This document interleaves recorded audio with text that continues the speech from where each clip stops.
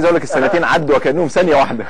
الله يخليك، ان شاء الله ترجع تاني ويكون لك دور ان شاء الله دايما في الصراط. ربنا يخليك. قول لي الدنيا مشيت ازاي؟ هل فعلا كابتن علاء هو اللي اتصل بكابتن شريف عبد الفضيل؟ هل الكلام ماشي ازاي؟ يعني ابرز النقاط الاتفاقات، يعني وضح لنا الصوره يا كابتن نبيل. هو حضرتك طبعا انا بدايه انا عايز اشكر اداره النادي الاهلي واشكر تحديدا الكابتن علاء، لان هو طبعا اللي في الواجهه بالنسبه للتعامل مع اللعيبه. انت عارف حضرتك السيستم والنظام اللي كل واحد يختص اختصاصاته، هو طبعا وفقا للاختصاصات والمنظومه اللي ماشيه في النادي الاهلي الكابتن علاء هو اللي بيتصدر هذه المنظومه في التعامل مع اللاعبين. فانا طبعا بوجه الشكر عام لاداره النادي الاهلي كلها وخاص للكابتن علاء عبد الصادق اللي متصدر واجهه النادي يعني. دي جزئيه. الجزئيه الثانيه تعامل النادي الاهلي في الموضوع بتاع شريف طبعا بشكل محترم وشكل احترافي. اتصل الكابتن علاء النهارده بشريف وبلغوا بان هم يعني بيفكروا يعيروه كده، واحنا احترمنا شريف حتى بلغوا الكلام دوت وقال له يا كابتن انا بحترم رغبه النادي اللي يعني كفل كتير من الفلوس عشان يضمني، فبرضه لما يجي يبقى في رؤيه فنيه او قرار حتى من الاداره باعارتي او حتى الاستغناء عني، دي حق النادي وحق النادي الاصيل وانا بحترمه. وان شاء الله الكلام ده زي ما بقول لحضرتك لسه عارفينه النهارده، فلسه الامور مش واضحه والرؤيه لسه فيها شويه غيوم. ان شاء الله لما نقعد مع الكابتن علاء ونحاول نوصل ان شاء الله لافضل الحلول اللي فيه الخير للنادي الاهلي وللشريف ان شاء الله يعني.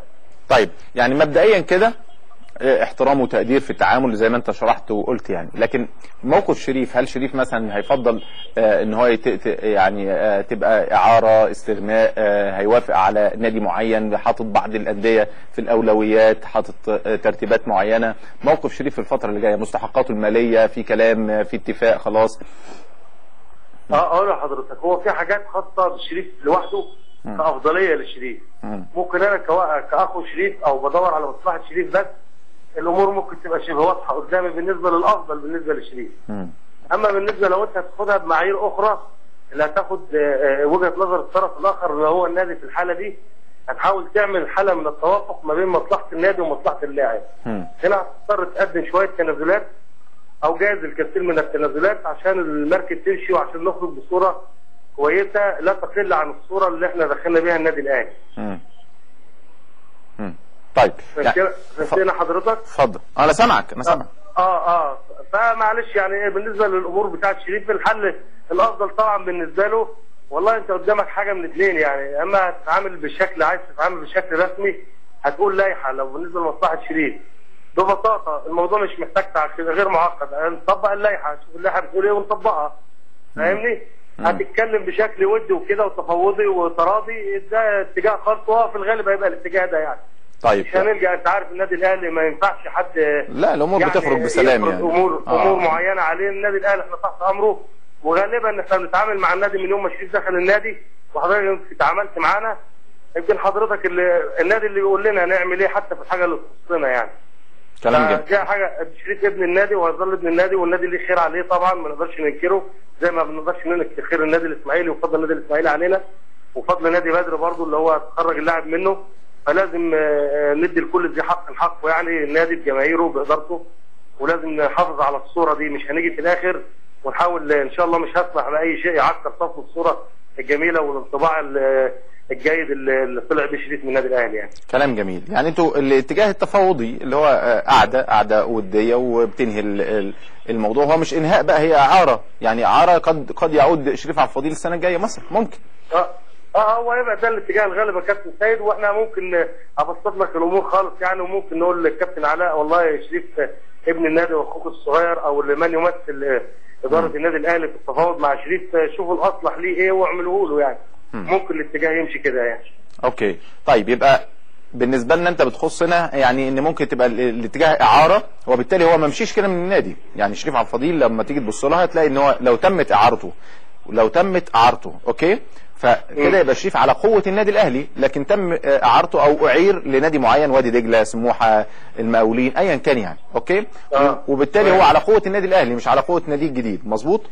طبعا السنه دي بس على قوه نادي الجديد. طيب ده بناء على الاتفاق.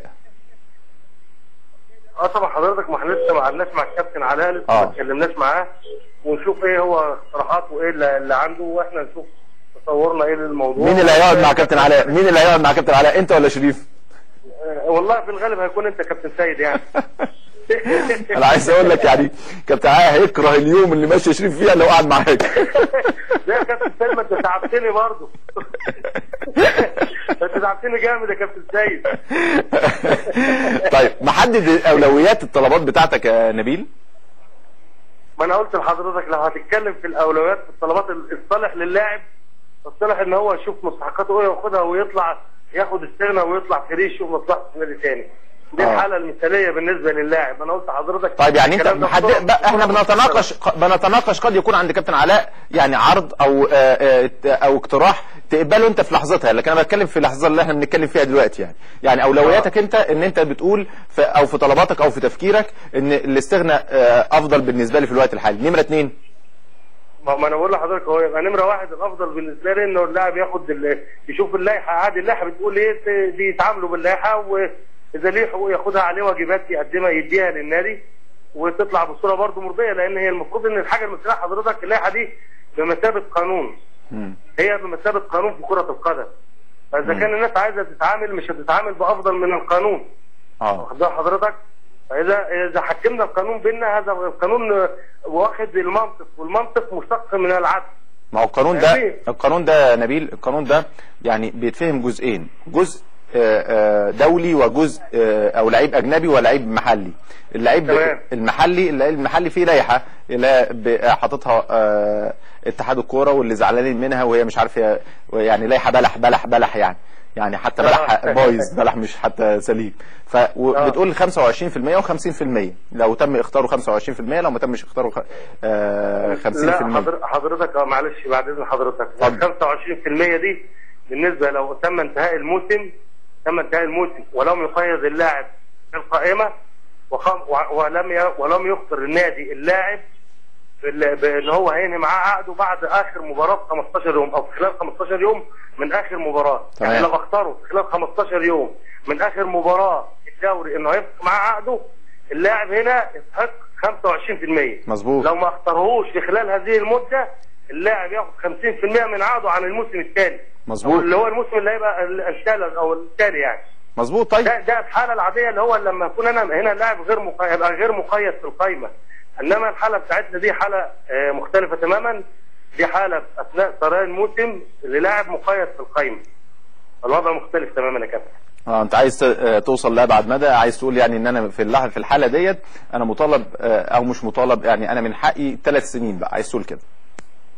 مش انا اللي عايز اقول، اللائحه بتقول كده. يعني انت عايز تقول كده، عايز توضح الجزء اللي في اللائحه ده يعني. وحضرتك اثرت نقطه فانا بقولها يعني بقول وجهه نظر اللي انا فاهمه حسب فهمي يعني. اوكي.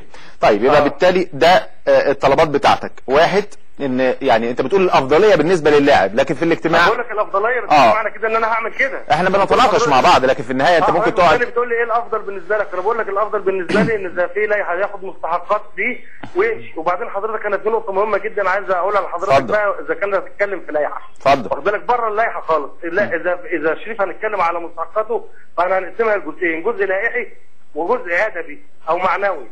فاهمني؟ تعال شوف شريف من اول ما جه النادي الاهلي، اللي اول حضرتك عندك العقود موجوده في النادي الاهلي.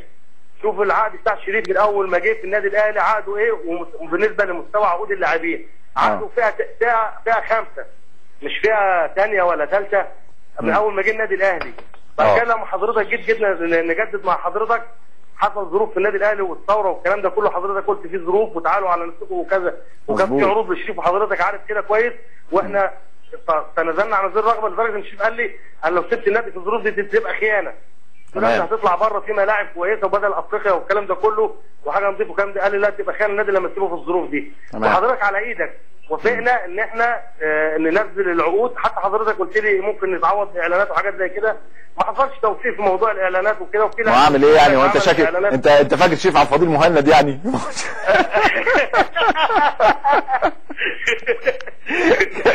كمل يا نبيل اتفضل. يعني كابتن برضه الامر ما يسلمش، ما فيهاش حاجه يعني مش هتسلم برضه من كيس يعني اي حاجه اي اعلان عن اي حاجه تكون كويسه يعني. مظبوط اتفضل. الاستهلاك المحلي هو كله بياكل يعني. اتفضل صح، كله بياكل صحيح اتفضل.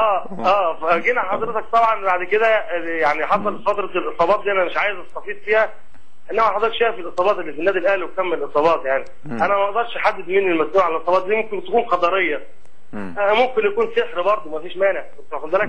احنا ما نعرفش ايه القصص دي كلها، ممكن مش عايز احمل حد بعينه المسؤوليه، بس ايا كان ان في اصابات غير طبيعيه في النادي الاهلي.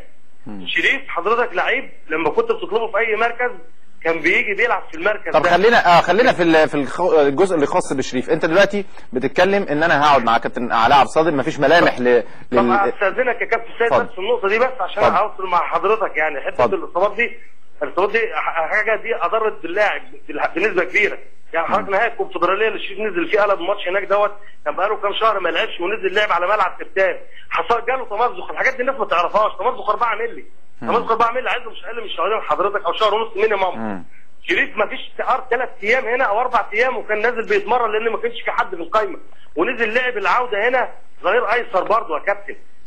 الحاجه الرابعه او الحاجه الخامسه بقى، لما جينا احنا في الفتره اللي فاتت دي كان في كلام برضه ان شريف هيمشي وكلام من ده كله، وقبل ما في حته الاصابات دي الكابتن الدكتور ادم اللي هو في الامارات عامل مداخله والكلام ده مسجل على النادي الاهلي، قناه النادي الاهلي اتصل وقال كابتن شريف ما تستعجلوش عليه عايز تاهيل لسه، وجه قلب النادي الاهلي وقعد مع الكابتن جريدو وقال له يا كابتن جريدو الراجل ده لسه عايز تاهيل، ارجوكم ما تستعجلوش عليه.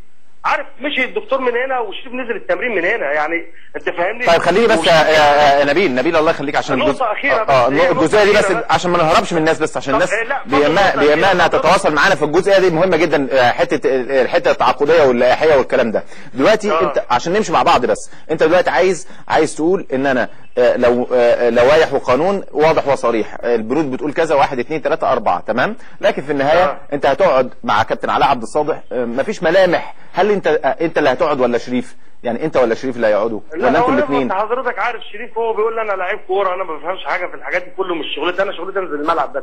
اوكي. انا ما اعرفش في ايه، انا اقعد شغلتي اتمرن، وانا انت عارف انا بحب النادي وبحب الناس، وانا عايز مش عايز اي. يبقى انت اللي هتقعد مع كابتن، انت اللي هتقعد مع كابتن علاء عبد الصادق. القعده دي امتى بقى؟ ممكن تبقى بكره؟ لا انا مش هقعد مع كابتن علاء عبد الصادق، انا هتشرف ان انا اقابل الكابتن علاء عبد الصادق. ده كلام جميل، ده كلام جميل، ده كلام